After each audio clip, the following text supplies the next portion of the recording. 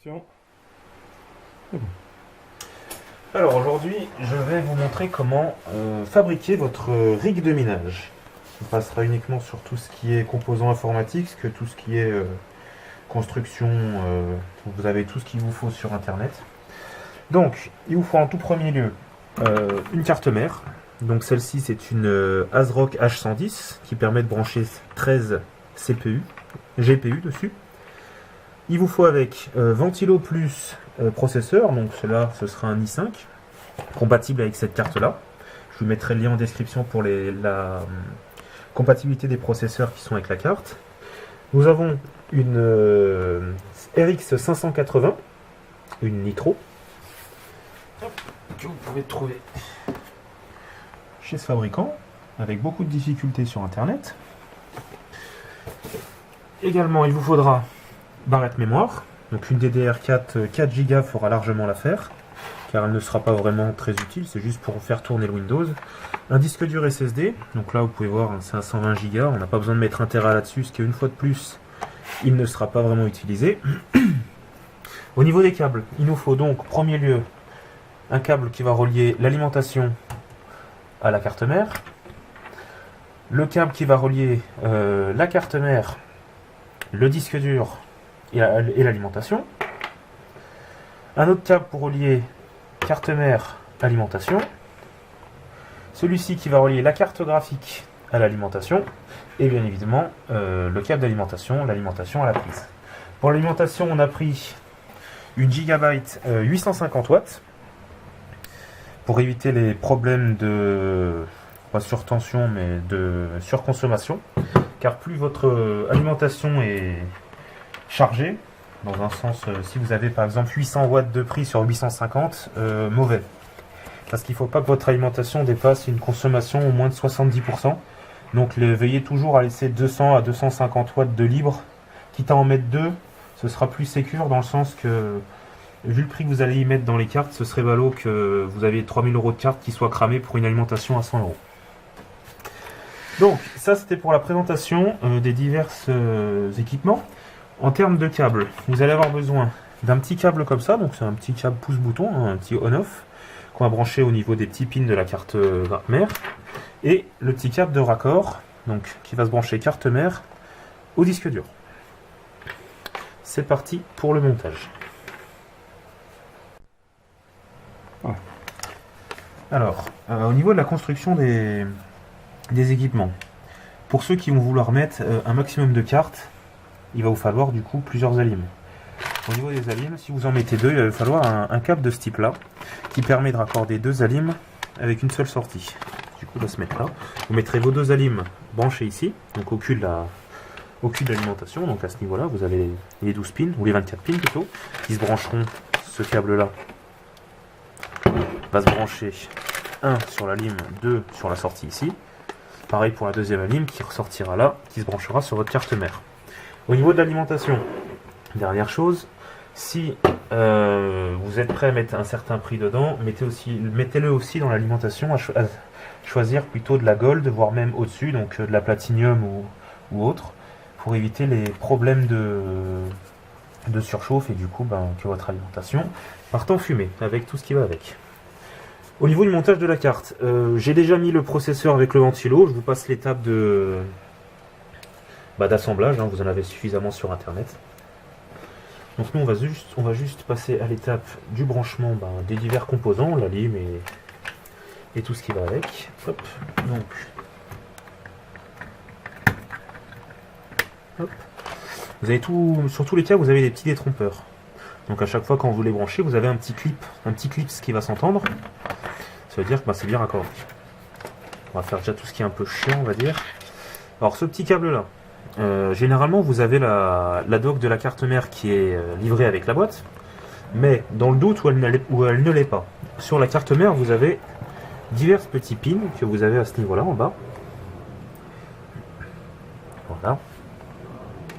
Sur tous ces pins là, donc vous avez toujours un lot de pins de, on a combien, 2, 4, 6, 8 et un 9 que vous pouvez voir à ce niveau là. Ce petit câble là va se brancher toujours sur celui, donc là, la rangée du haut, à ce niveau là, vous avez un petit pin en moins. Donc ce petit câble là, va toujours se brancher sur cette rangée-là, et donc les deux derniers pins. Donc on ne prend pas bien sûr celui où il n'y en a pas, on se place juste avant.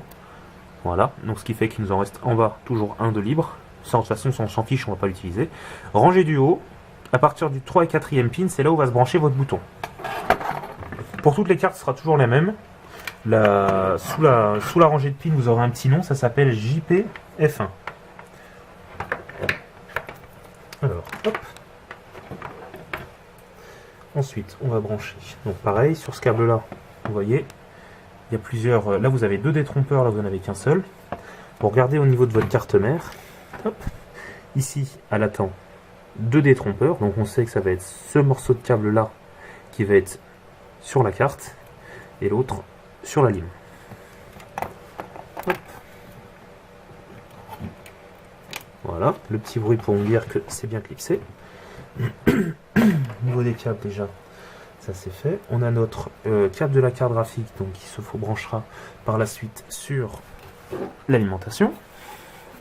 Donc là vous pouvez choisir n'importe lequel, hein. De toute façon vous avez marqué à ce niveau là. Là vous avez marqué GPU, PCI, donc nous on va se mettre au premier. Hop. Donc vous avez entendu le petit clips, donc il est bien fixé. Hop, on va relier notre carte mère à l'alimentation, donc notre pin de 24, un petit clip c'est bon, notre pin de 12, un petit clip c'est bon. Toutes les alimentations n'ont pas forcément ce petit pin de 12 et ce pin de 24. Le 24 c'est de série, donc c'est obligatoire. Il y en a certaines où ce 12 n'existera pas, donc il est spécifique on va dire à cette marque là.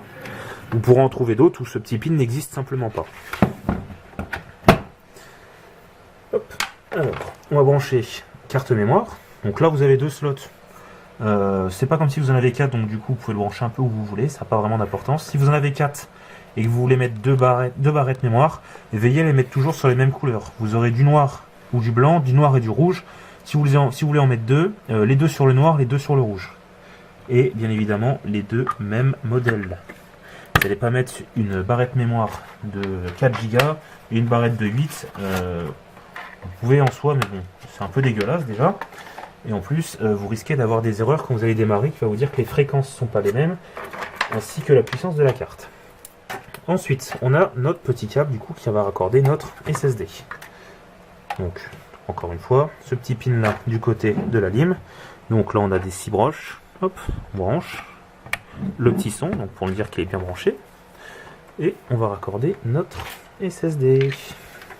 Donc pareil, vous avez un petit détrompeur à ce niveau-là. Donc là, ça fait un petit L. Ici, vous avez également un petit L. Hop, donc, hein, comme en maternelle, hein, les ronds dans les ronds, les carrés dans les carrés. Pareil avec celui-là. Vous avez le petit détrompeur ici, vous avez un L. Pas de surprise, il est également retrouvable ici. Donc, hop.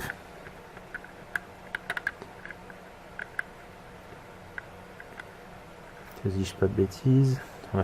Comme quoi c'est pas si évident. Donc notre SSD c'est bon. Pareil, même chose au niveau de la carte mère. Donc là on vérifie bien. On force pas si ça ne rentre pas, parce que bon, c'est quand même des petits picots, c'est assez sensible. Si vous en éclatez un avec de la force, vous allez être un peu mécontent du résultat quand vous allez tout allumer et que ça ne fonctionnera pas. Au niveau des branchements, il nous reste notre carte graphique à brancher, qui va se brancher du coup sur notre slot PCI 16. Et pour le finish, il nous reste simplement notre câble d'alimentation, donc prise et alim à brancher. Ça, je vous passe le détail, hein, je pense que tout le monde sait faire. À moins que vous ayez une prise américaine, mais j'ai des doutes. Hop. Et on se retrouve tout de suite pour l'allumage.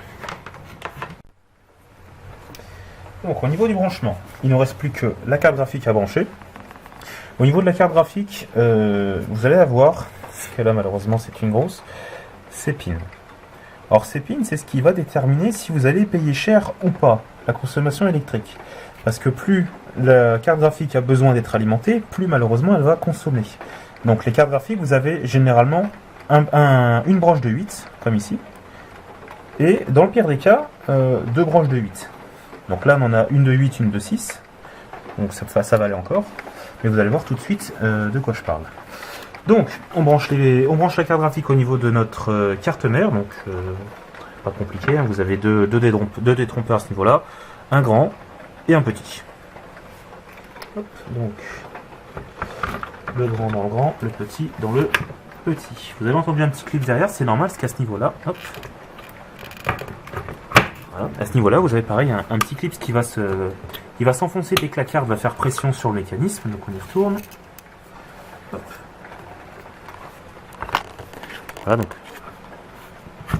Voilà, donc vous avez vu ici le petit détrompeur s'est relevé, donc la carte est bien fixée.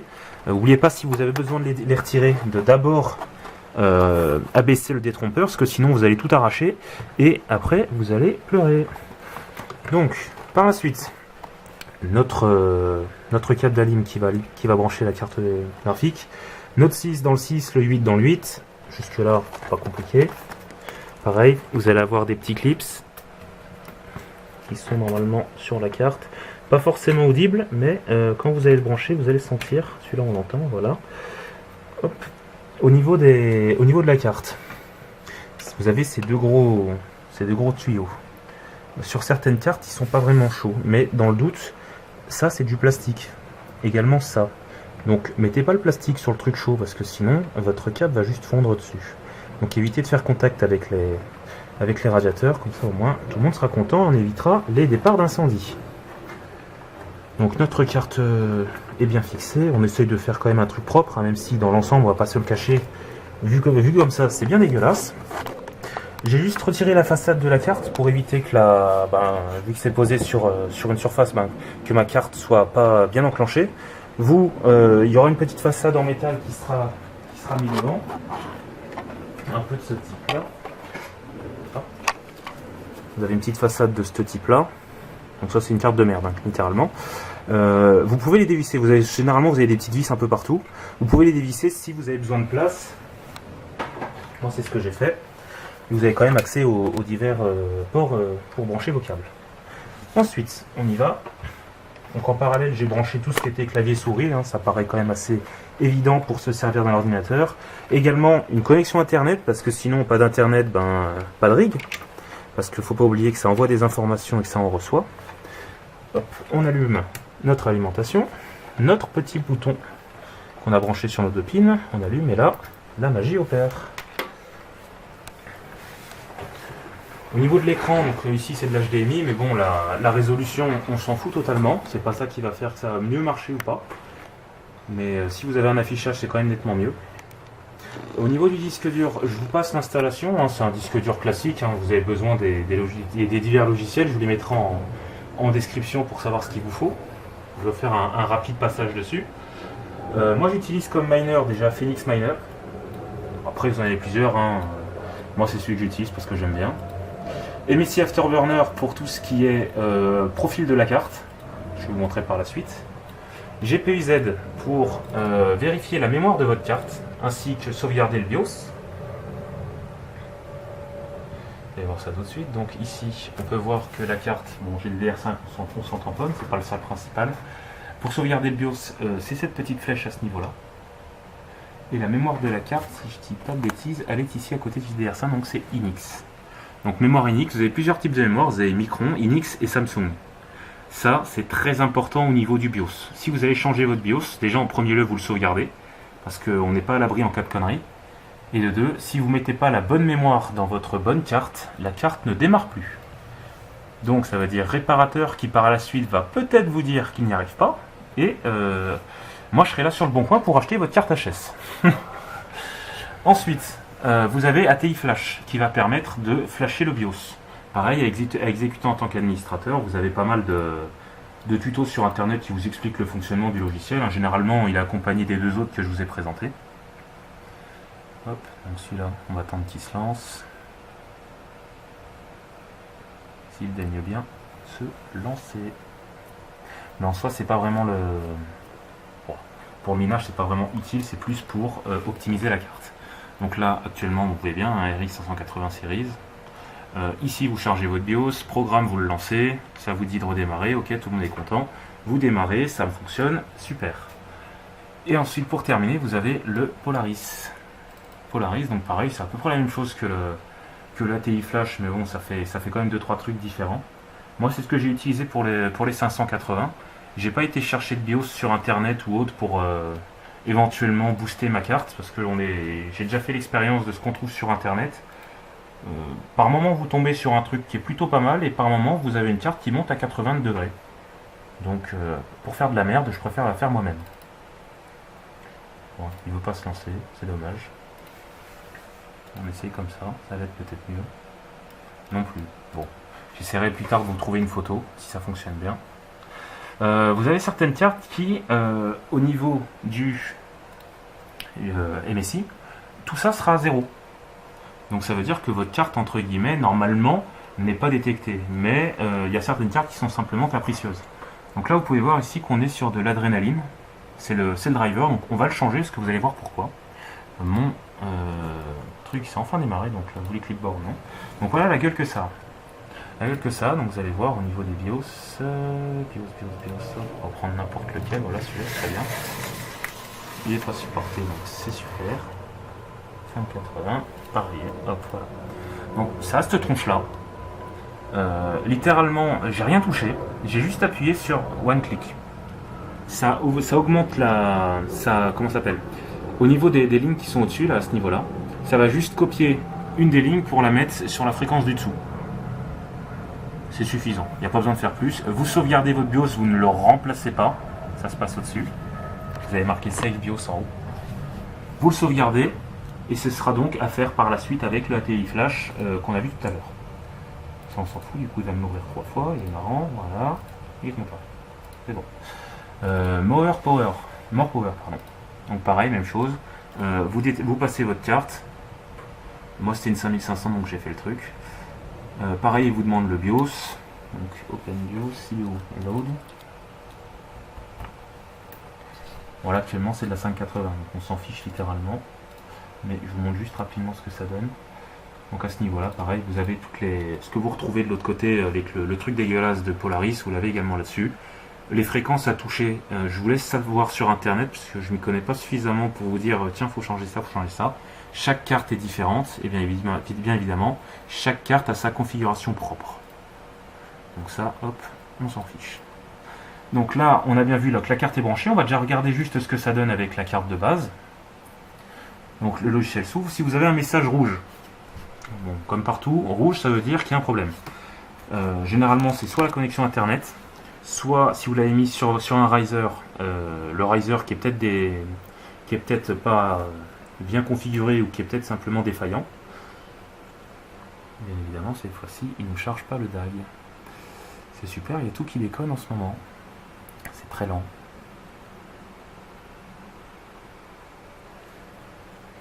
Voilà, donc là, il commence à charger le DAG. Donc vous attendez pas à avoir un chiffre énorme, hein, je vais vous montrer pourquoi justement. Je vous en ai parlé tout à l'heure, donc là on va être aux alentours des 7-8, hein, parce que c'est un driver de base. Là on est à 780, c'est pas réellement le potentiel de la carte, c'est juste que le driver qui est installé avec la carte n'est pas fait pour ça. Donc pour le télécharger, ce qu'il va nous falloir c'est le Crimson Beta, qui est compatible avec pas mal de cartes AMD. Donc vous avez pareil la liste qui est sur internet. Alors moi vu que je l'ai déjà téléchargé, je vais juste l'installer. Donc là, même pas, je ne l'ai pas téléchargé donc. Enfin je l'ai déjà téléchargé, c'est pas installé. Voilà. On va l'installer tout simplement. On fait oui. Installe, donc là il va nous l'extraire simplement dans le répertoire C AMD.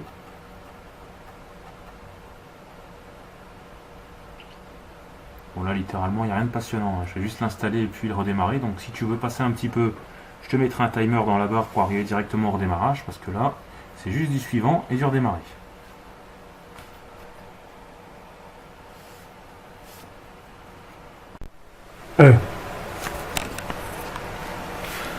Donc après, une fois qu'on a extrait le logiciel, il nous demande de l'installer. Donc là c'est ce que nous allons faire. Donc la vérification au niveau des drivers. Donc là vous pouvez voir, je ne sais pas si vous arrivez à lire, mais bon c'est marqué Adrénaline, hein, c'est le pilote qu'on a vu tout à l'heure. Là il va me détecter mon pilote qui va être compatible avec ma carte. Alors on arrive là-dessus, donc on va installer notre pilote 1730. Donc installation personnalisée. Ici, on va décocher l'assistant de signalisation parce qu'on s'en fout. Et on va faire une nouvelle installation qui va simplement nous clean les pilotes qui sont déjà téléchargés et installés dans la machine, donc pour qu'il n'y ait qu'un seul pilote, pour éviter les problèmes de compatibilité entre les pilotes. Donc là pareil, installation classique, rien de bien formidable. Une fois que l'installation sera terminée, donc là votre écran va clignoter 2-3 fois pour dire qu'il est en train d'installer. Et une fois que c'est terminé, il va vous demander de redémarrer. Il va vous proposer d'installer un Radeon Light, pareil, on s'en fiche. Donc là vous redémarrez. L'ordinateur a bien redémarré. Donc on va relancer notre logiciel. Donc souvenez-vous, on était à 7,98. Donc après installation du pilote, on va voir déjà à combien on est passé. Donc là c'est le fameux pilote que je vous disais qui va vous demander d'installer des trucs. Vraiment il n'a pas totalement terminé, donc on va pas le brusquer. On va pas le brusquer, on va attendre simplement qu'il finisse d'installer pour éviter les problèmes. Donc ça c'est parce que j'ai fait nouvelle installation. Il fait d'abord la désinstallation avant démarrage et l'installation après redémarrage. Si vous faites installation facile, il va tout faire sur le même plan et va vous proposer simplement à la fin de redémarrer, vous serez prêt. Là c'est juste que je veux être sûr qu'il n'y ait pas de résidus, comme ça, pas de problème. À la fin de l'installation, du coup, on arrive sur cette image. Donc le Radeon Live, on s'en fout, on n'est pas là pour jouer. Donc on va faire simplement ignorer et on va redémarrer notre ordinateur.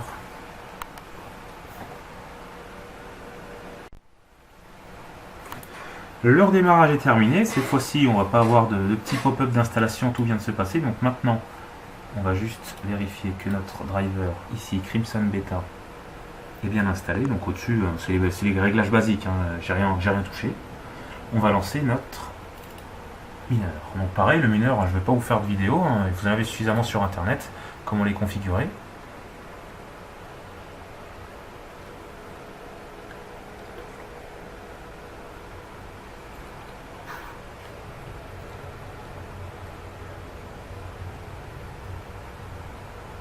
Donc là, il nous charge le DAG.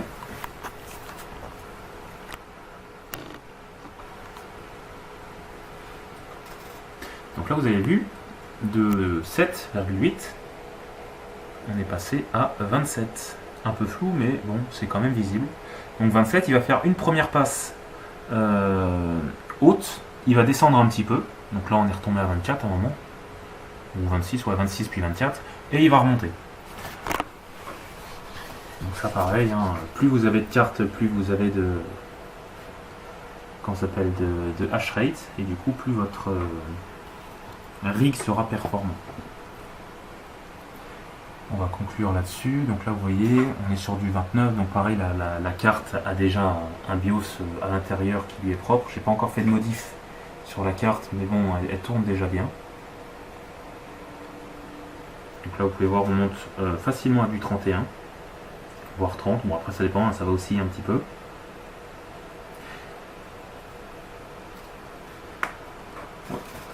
On va se quitter là-dessus, donc là je vous ai présenté tout ce qui était nécessaire pour votre rig, donc vous allez pouvoir retrouver en description tous les liens concernant le matériel que j'ai utilisé durant cette vidéo, les prix qui vont être affichés, parce que ce sera sûrement de l'Amazon ou du AliExpress, auront potentiellement changé, parce que le prix n'arrête pas de fluctuer en ce moment avec les pénuries. Si vous avez des questions, n'hésitez pas à me les envoyer en commentaire, j'y répondrai avec plaisir. Et sur ce, bon minage. Ciao ciao.